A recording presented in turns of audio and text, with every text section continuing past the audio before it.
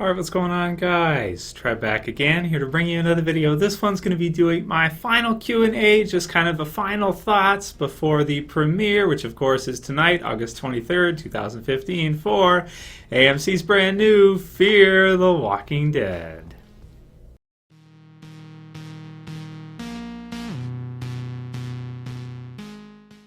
Okay, so I am really excited for tonight. More than anything, I just kind of wanted to throw a video up there, just let you guys know how excited I am. And of course, to say to you to enjoy the hell out of the episode tonight. I hope it's as good as we kind of, expect it to be. It's been a bit of a wait. I'm glad we're finally going to get to see it. And I'm really glad they're putting it on at a time when there really isn't too much for the regular Walking Dead. So it should be good. So I'm excited. I've got some different things here from you guys, some different questions and stuff we can get into for a little bit and just talk about it. But of course, tonight, enjoy the episode, guys. I hope you like it quite a bit. I hope it's, I hope it lives up to the hype. And of course, check back to the channel for the review afterwards. Did a predictions video for it. It's in the channel right now. If you want to watch it, you can go ahead and check that out. As well as a throwback review to Too Far Gone, because I do feel it's the best episode of the Walking Dead, even still. And it stirred up some debate in that. A lot of people have other episodes they like better, so that's fun. And you can check that out too if you like while you're waiting for tonight's premiere to start. So that said, TheWalkingDead.com has some pretty cool little articles about it. They've got a 10 things you need to know about Fear the Walking Dead, which I won't go over, but I'll put the link in the description so you guys can check it out. You can kind of review them, 10 things you need to know or you must know about Fear the Walking Dead before it premieres. So check the list. It's pretty cool. I thought about doing a video on it, but I'm like, you know what, I'll just link it for you guys, and you guys can check it out yourselves, because it's pretty cool, but it's nothing crazy. There's also a letter there from Robert Kirkman. I wonder how he feels at this time. He kind of puts a few of his thoughts in there, but it's pretty crazy to think that not only did the Walking Dead comic book series spawn the TV series, but it's gotten so big that it's actually going to spawn a spin-off series, and that's of course tonight. So I can't wait to see what they've got for us. It should be some fun. So let's do some of your guys' questions. The first one is from Centaur24, and here she says, Trev, do you think we will see in Fear the Walking Dead some small kind of cameo scenes with characters from the original Walking Dead? For example, the characters from the Walking Dead watching TV news, and there is an interview with Dr. Jenner and his wife in the CDC about the early crisis. As far as we know, there's not going to be any kind of cameos, at least not early on, maybe later on. A lot of people have kind of talked about Morales as one character that could cross over, and that's true. Later on, and maybe a couple seasons in, we could see something like that happen, but as far as we know, no crossover. So I think that's alluded to in the 10 things you need to know about Fear the Walking Dead as well. Next one's from CAA129, and I think it's a she. He or she had 8 thumbs up in this comment. I wanted to comment on it. Says, hope they show the zombie outbreak quickly. I'm worried they might drag it out too much. And so I guess a lot of people agree with her because there's 8 thumbs up. So I would have to agree with you. I do think they might kind of drag it out a bit. But that said, it's something that we never got to see in the original series, so it would be totally unique to Fear the Walking Dead to the new show. So that said, I do think it'd be worth it for us to kind of get a full season, because keep in mind, it's only 6 episodes. If you think of the first season of The Walking Dead and those 6 episodes, there was quite a bit of story covered. Rick waking up, finding out what's going on, meeting Morgan, all that, going of course to Atlanta, finding his wife and Carl, and the group, Shane and everybody. So it was a pretty dense season for 6 episodes. We had some character deaths, we had the Jenner stuff with the CDC, so it was well done. This season, from the looks of it, from what we've seen, from the behind the scenes and all that kind of stuff, it looks like the zombie outbreak will at least take up the first few episodes, and then they're going to try to get the hell out of LA. So we'll see how that goes. We'll see if they're able to actually do it and get out of there by the end of the first season, or if they're just going to maybe give up at some point along that way and decide, we're not going to be. We're going to have to just find some place to hold up in the city, because it's going to be too hard to get out. Because if you think about it, a lot of other people are going to be doing the same thing. If there's a zombie apocalypse, any survivors are going to be trying to get the hell out of there pretty much as fast as they can, as soon as they realize it. And it could be pretty tricky. You got the cops in there, you got zombies going crazy, and it should be exciting, that's for sure. And it should be quite a bit different from the original, because from the trailer it does look a lot different. It doesn't have the same feel, the same sound, anything. It doesn't feel the same as the original in almost any way. But I do think it might take up most of the first season. So hopefully not the entire thing. Hopefully it'll switch from Zombie Outbreak 101 to let's get the hell out of Dodge, let's get the hell out of the city. So we'll see how much it takes up of what, but I think most of the first season will be those two storylines combined, basically one after the one and then the other. Next one's from Mr. Wheelchair Stud. Nice name, man.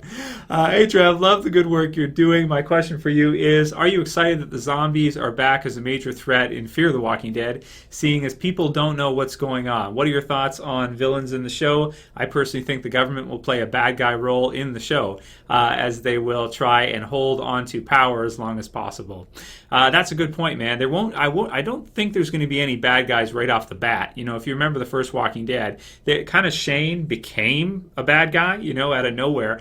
But in the beginning, there really wasn't any, there wasn't really any surviving character bad guy. It was just sort of the force of nature, the craziness of the zombie apocalypse, and everything that was going on with it. Even though Merle, I don't know, I guess you could kind of consider Merle to be one of the first bad guys of the show right off the bat.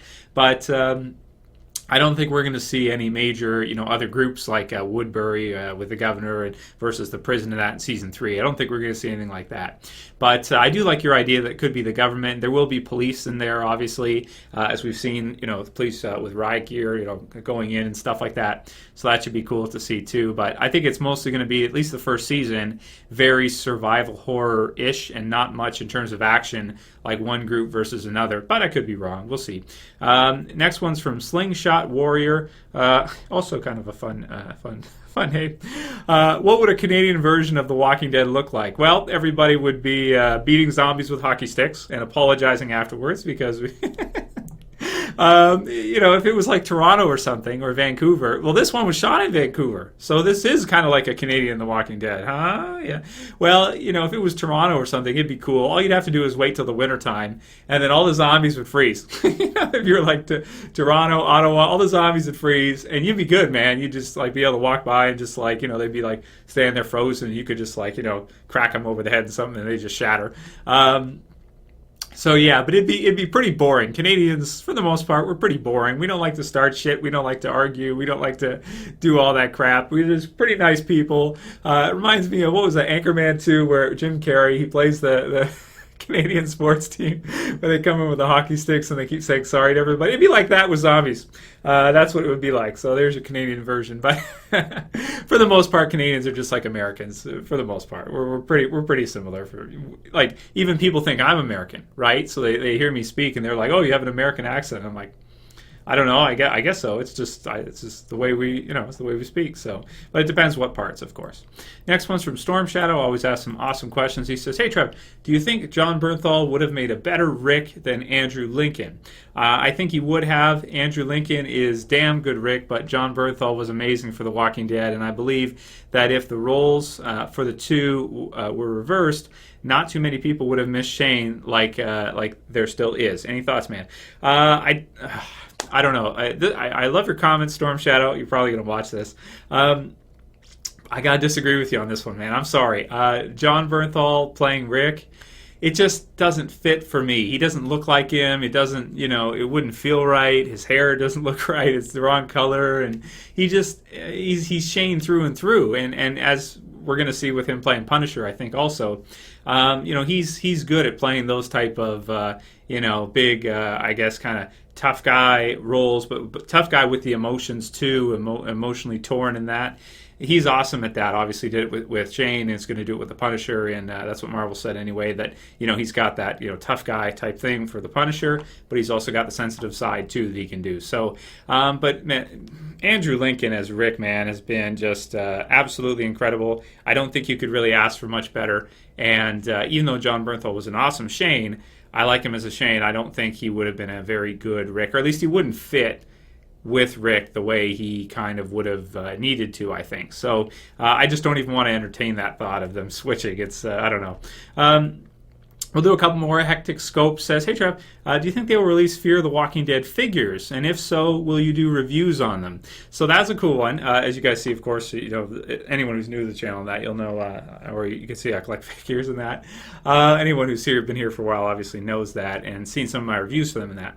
So do I think they'll do Fear the Walking Dead collectibles and figures in that? Well, it depends how well the show does, right? If the show is like, 8 million, 10 million views right off the bat for AMC, each episode all the way through, I would think McFarlane Toys, after like the first season, would be like, okay, we got to get on that. And then they would start the first season, but they wouldn't be released until maybe after the second season, before the third season. By the time the third season hits, the first season figures would probably be released, because that's how long it takes for them to design the product and get the product out there. But yeah, I don't know. It's kind of hard to say, how well the show's going to do right now and whether or not it would be good for making figures for. But it'd be cool. I would at least look at them and see. The problem is the price of them just keeps going up and up and up. They're like over $20 each Canadian now, and that's quite a bit for the smaller ones. So, would I do reviews for them? I'm not doing reviews for the regular figures much anymore. I may review the next wave of TV series figures, because those look pretty hard to beat, with the Morgan figure and that look awesome.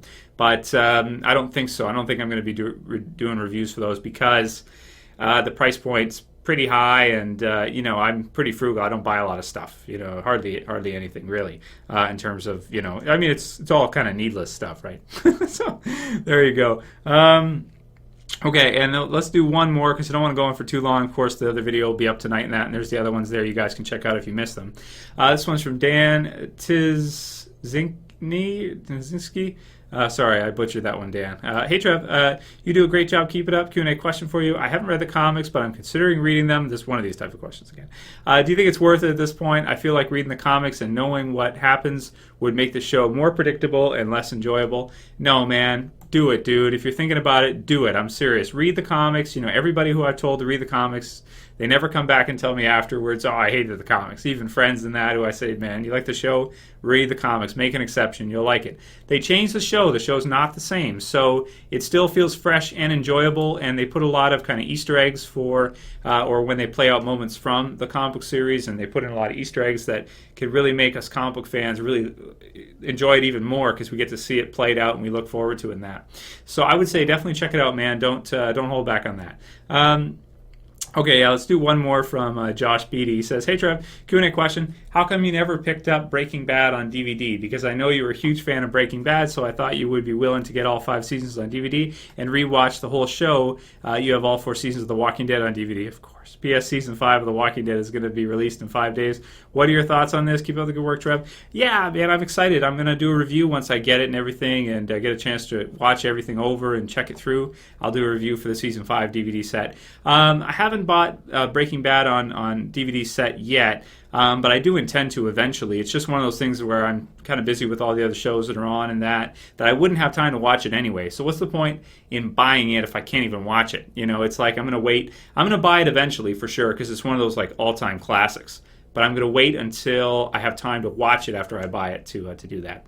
So yeah, there's a quick little video for you guys, quick Q&A, go through some random questions, and just wanted to say really enjoy the hell of the episode tonight, guys, and I'll see you back after it's done. If you like the video, you know what to do. Thumb it up below if you want to support the channel, share, favorite, and if you're new, you want to subscribe, you can go and subscribe at the bottom left. You'll see all my videos, including my reviews, predictions, and all that good stuff. Of course, predictions for next week's episode will be up after this episode airs. That's it for this one, guys. Really excited for tonight. I'll see you later. As always, it's Trev, saying peace.